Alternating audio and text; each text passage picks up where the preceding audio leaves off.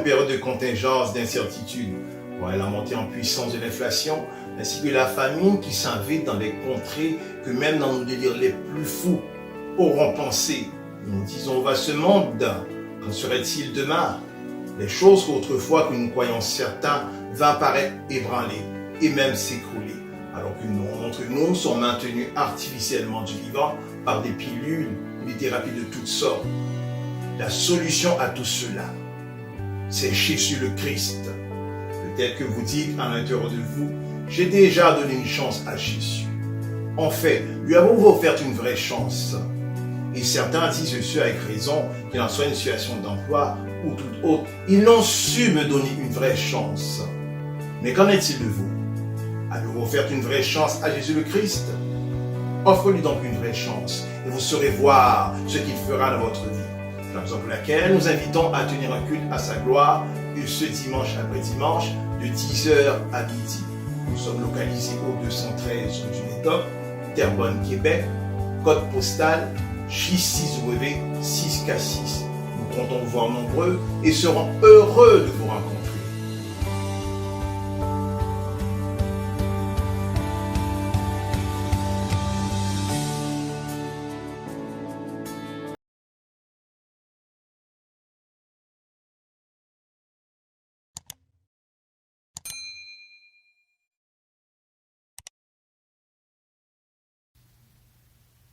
Bon matin à tous, je me présente, je suis pasteur Jadis Perché du ministère AFA. Une fois de plus, ma joie est sans mesure d'être avec vous en ce matin et nous voulons encore ce matin d'aller d'un dépôt en vous. Avant de ce faire, nous invitons à vous abonner à cette chaîne et nous désirons au cours de cette année et nous rendre jusqu'à au moins 200 abonnés. Alors, nous vous invitons à vous abonner à la chaîne. Nous vous invitons ainsi à partager nos vidéos afin que vous puissiez, vous, contribuer à l'évangélisation. Nous savons que nous sommes dans un temps d'alerte, nous sommes dans un temps d'urgence. C'est la raison pour laquelle que le message du Christ, de notre Seigneur, doit être partagé le plus possible. Et nous vous invitons ainsi à liker la vidéo afin de pouvoir propulser la vidéo dans la file d'attente.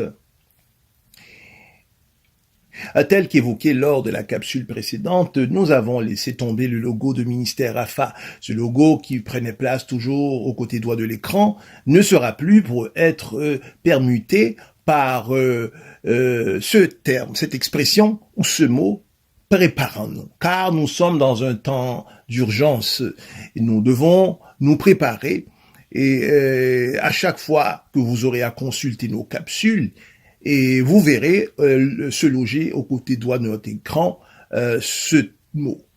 Alors nous devons nous préparer car l'enlèvement de l'Église se fera dans un temps que nous n'attendons pas. Et nous avons de multiples choses qui se présentent à nous en cette année nouvelle, telles que nous avons mis sur la glace le culte que nous tenons dans les salles à cause de la Covid. Eh bien, cette année nouvelle, nous espérons par la grâce que Dieu nous accordera afin que nous puissions reprendre le culte autour du mois de septembre. Alors, manifestement, nous vous invitons à venir célébrer le nom du Seigneur avec nous à tous les dimanches dans les cultes d'adoration et de louange. Et nous vous donnons plus d'informations au cours des capsules à venir.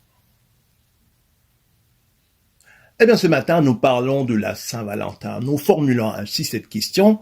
Un chrétien puisse-t-il célébrer la Saint-Valentin? Avant de ce faire, nous devrons mettre en surface l'historicité de la Saint-Valentin. L'origine de cette fête est attestée au XIVe siècle dans la Grande-Bretagne, qui est encore à ce jour de religion catholique, où le jour de la Saint-Valentin, du 14 février, était comme une fête des amoureux, car on pensait que à cette date que les oiseaux choisissaient ce jour pour s'apparier. Et on retrouve ainsi ce rapprochement de la Saint-Valentin avec les amoureux dans les poèmes d'Atome de Grandson, qui a ainsi un auteur. Selon le comte Marc-René d'Argenson, Charles d'Orléans aurait choisi ce saint tiré des poèmes de d'Anton Granson, comme le patron des amoureux en souvenir de la cour d'amour que tenait chez elle sa mère Valentine Visconti. Valentin de Terny, qui était prêtre et qui après devint évêque au IIIe siècle après le Christ, est fêté le 14 février. Il est ainsi désigné par l'Église catholique comme saint patron des amoureux, et ce en 1496. Le pape Alexandre VI lui donna le titre de patron des amoureux. Il est à noter qu'au moins 3 saints portera le nom de Valentin tout au moins. Les 3 ont été martyrs. Ils sont ainsi fêtés le 14 février. Leur fête a été fixée à cette date par le décret du pape Gélas Ier en 495. Ils sont mentionnés depuis dans les premiers martyrologes. Il y a Valentin d'Hériti, qui était moine gyrovague et prédicateur du 5e siècle. Il y a ainsi Valentin de Rome, qui est un prêtre qui a souffert le martyre à Rome dans la seconde moitié du IIIe siècle et qui a été enterré sur la Via Fatimiana. Et il y a manifestement Valentin de Terny, que nous venons d'évoquer un peu avant, qui est un moine. Cette coutume ne se déroule pas toujours le 14 février. Selon la tradition, au cours de la semaine des Valentines, ces dernières reçoivent une lettre de leur Valentin qui se propose de les accompagner le jour de la fête de Brandon, qui est le premier dimanche des Carême, qui est une célébration catholique.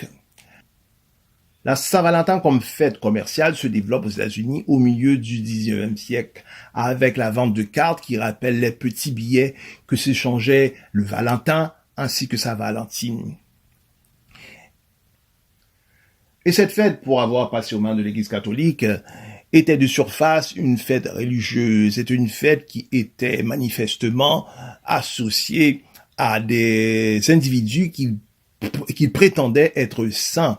Et une fois l'individu décédé, alors ces fêtes étaient faites en leur honneur. Donc, en quelque part, et cette fête qui, ainsi, avec le parcours, au XXe siècle, deviendra une fête tout à fait laïque.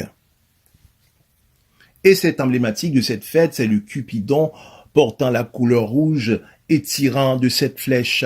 Cupidon, c'est le nom allemand associé à cet ange, alors que de son vrai nom est Eros, tiré de la langue grecque. Et Eros, c'est le fils de Vénus et de Mars. Donc, ce Eros, c'est ainsi le dieu de l'amour. Avec son arc, il envoie des flèches censées représenter les points du désir dans le cœur, premièrement des dieux, ainsi que des hommes. Selon la mythologie, quiconque est touché par les flèches de Cupidon tombe amoureux de la première personne qu'il voit à ce moment-là. Donc Eros a pour père Marc, qui, selon la mythologie romaine, il est le dieu des guerriers, de la jeunesse, de la violence, et il a pour mère Vénus, qui est la déesse de l'amour, de la séduction, de la beauté féminine, dans la mythologie toujours romaine. Elle est aussitôt assimilée à la déesse grecque Aphrodite. Il est de même probable que le nom Aphrodite et celui d'Amphitrite ne soient que l'altération du nom d'Astarté. Cet Astarté, ce dieu que nous trouvons dans nos Bibles. L'adoration d'Astarté offre une protection aux souverains, c'est-à-dire les individus qui sont en position d'autorité, les permet de maintenir cette position d'autorité. Ainsi, pour les rois, les garanties d'une dynastie. Et car nous savons, dans le temps de l'Antiquité, les rois étaient souvent empoisonnés par les gens qui occupaient les palais. Elle protège également les marins, et ainsi, elle est pour la plupart des divinités féminines primordiales de l'Antiquité, liée à la fertilité ainsi qu'à la fécondité. Alors nous faisons un récapitule. Il est que Eros est le fils de Mars et de Vénus. Vénus est l'appellation que donnera les Romains à cette déesse. Ainsi, pour les Grecs, Vénus sera Aphrodite, alors que pour les Cananéens, Cananéens, Aphrodite sera Astarté. Alors que pour les Sumériens, le Sumérien, Aphrodite sera Ishtar. Alors que pour les Haïtiens, eh bien, Astarté sera Erzuli. Alors, ainsi pour les Africains, sera Mamiwata. Selon Luc 12:3, il est dit, c'est pourquoi tout ce que vous aurez dit dans les ténèbres sera entendu dans la lumière. Et tout ce que vous aurez dit à l'oreille dans les chambres sera prêché sur les toits. Eh bien, c'est ainsi que le voile est tiré sur cette fête de la Saint-Valentin, qui était par les catholiques, selon les vestiges, pris telle qu'une fête sainte. Alors, lorsque le voile se tire, nous voyons que cette fête, c'est une parodie, nous pouvons dire, c'est une forme de mascarade, alors que les vraies choses se passent dans les coulisses, telles qu'évoquées par l'autre, disant que toute prêtre catholique est franc-maçon. Et ce secret est bien gardé par le Vatican. Mais si vous faites une recherche active et rigoureuse, eh bien, vous tomberez sur la vérité, à savoir que toute prêtre est franc-maçon. L'institution catholique romaine se montre son visage religieux, alors que dans les faits, c'est une société secrète. Pour se dire les vraies choses, c'est une succursale de la franc-maçonnerie. Alors, il est que cette fête de la Saint-Valentin, alors qu'ils donnent, ils mettent cela sur la bannière d'une fête sainte, mais dans l'essentiel, et manifestement, cette fête n'est pas du tout d'une fête à caractère religieuse. Bien au contraire, c'est une fête qui est associée à cette déesse dont le fils est Cupidon, dont le vrai nom est Eros. De même que lorsque Jésus le Christ reçoit l'adoration, alors le Père tirera l'adoration au travers du Fils. Il a ainsi de même que lors de cette fête, alors Cupidon reçoit l'adoration. Il est que maintenant, Astarté tirera ainsi l'adoration au travers de Cupidon. Et selon cette emblématique de cet ange vêtu de rouge et tirant de cet arc, et nous voyons qu'il porte à sa main un arc. Nous savons que l'arc est bien une arme de destruction. Et nous savons que, puisque cette fête est associée à l'amour, et est associée au bienfait, alors nous ne pouvons pas comprendre la nécessité que cet ange ait un arc à sa main. Parce qu'un arc, c'est une arme pour attaquer, pour détruire nos ennemis. Alors comment que cet ange qui est associé à l'amour puisse-t-il avoir un arc dans les mains? Un arc ne peut être pris pour faire du bien à autrui. Il ne peut être pris pour bénir autrui. Il ne peut être pris pour construire la vie d'autrui. Alors cet arc à sa main, c'est un élément de destruction. Il est que de cette flèche, lorsque cette flèche est tirée vers un individu, et la personne qu'il percera de cette flèche est conviée à aimer la première personne qu'il verra sur son parcours. Et lorsque cet ange, de cette flèche, ce n'est pas un amour agapé, comme le Seigneur nous offre de nous aimer, selon les évangiles, mais plutôt un amour éros, c'est-à-dire que lorsque cette flèche est propulsée, eh bien la personne qui reçoit cette flèche qui est maintenant percée vient maintenant à avoir un amour éros, c'est-à-dire un amour au niveau attractif. C'est un amour au niveau de la séduction. Un amour, c'est un désir sexuel que cela est injecté en cet individu. Donc c'est un amour valentinage ou bien encore libertinage. Donc, tout comme les méchants bandent l'arc et tirent à l'improviste sur les justes, ainsi l'Éternel notre Dieu va ainsi lancer des flèches afin de disperser nos ennemis. Et nous voyons de manière délibérée que lorsque les flèches en sont tirées, c'est pour attaquer, c'est pour détruire, c'est pour défaire. Alors, nous avons devant nous des pièces à conviction qui nous donnent de comprendre, de saisir que cette flèche qui est tirée par cet ange, par ce Cupidon, c'est une flèche de destruction. Donc, nous voyons vraiment au travers de cela que cet ange, de cet amour qui est communiqué au travers de cette flèche, c'est une flèche qui nous incite au valentinage, qui nous incite ainsi à la fornication. Qui peut réellement nous communiquer cet amour? Le ministère de l'amour n'est pas donné non pas à un homme, non pas à un ange, mais ce ministère est celui du Saint-Esprit.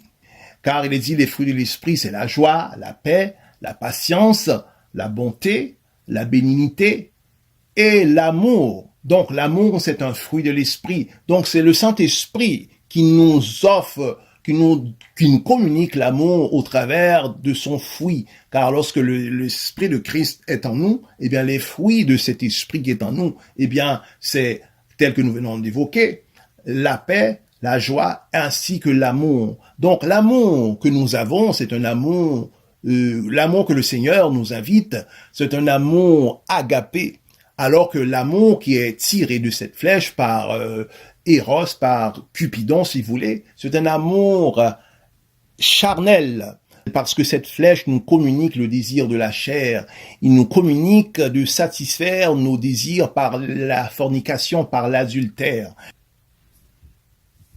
Alors nous répondons à cette question que nous avons formulée un peu avant. Un chrétien peut-il célébrer la Saint-Valentin? Eh bien, nous disons non à cette question. Un chrétien ne peut célébrer d'orge cette fête, car cette fête est associée, premièrement, à la fête des morts, et en second lieu, elle est associée par un désir d'éveiller en nous, un désir charnel, un désir pour la fornication, pour l'adultère, pour un désir désinvolte qui nous mène à vivre une vie débridée. Alors l'amour ne se fête pas à une date particulière. Eh bien l'amour se fête au quotidien. L'amour de notre prochain, l'amour de nos enfants, l'amour de nos femmes et de nos femmes. Elle doit être aimée, elle doit être cajolée, elle doit être appréciée, mise en valeur. Elle doit être, comme nous disons, elle doit être gâtée. C'est à chaque jour que nous devons envelopper nos femmes ou bien encore notre époux par l'amour, en lui offrant des cadeaux, en faisant des gestes d'attention. Donc l'amour qu'il en est de cette fête, c'est un amour charnel et non un amour agapé. Et alors, mes chers amis, nous devons nous dissocier de toutes les coutumes païennes, tout comme de la Noël, de l'Halloween et de la Saint-Valentin. Ce sont des fêtes qui sont à l'agenda du gouvernement mondial à venir. Et c'est ainsi que l'Église doit se dissocier à cela. Nous voyons dans nos églises aujourd'hui, nous participons à toutes les fêtes mondaines. Le Seigneur nous appelle à renoncer à ces abominations. Et si nous avons auparavant eu à célébrer ces fêtes, et nous vous invitons de vous retirer et d'aller faire une prière de repentance. Demandez au Seigneur de vous pardonner, car nous avons agi dans l'ignorance. Nous avons agi car nous ne savons ce que nous faisons vraiment. Et le Seigneur, dans son amour, dans sa grâce, saura vous pardonner. Car nous sommes à la fin des temps. Nous devons, chers amis, nous préparer et nous dissocier à ces choses qui nous maintiendra dans les cordes lors du moment de l'enlèvement de l'Église. Mes chers amis, l'heure est de se quitter. Nous serons ensemble la semaine prochaine du voulant. Veuillez vous abonner. Nous aspirons cette année nouvelle à atteindre jusqu'à 200 abonnés tout au moins. Veuillez partager la vidéo afin de contribuer à l'évangélisation. Veuillez liker la vidéo. Et d'ici là, que Dieu puisse bien vous garder. C'est Pasteur Jade qui vous dit à la prochaine.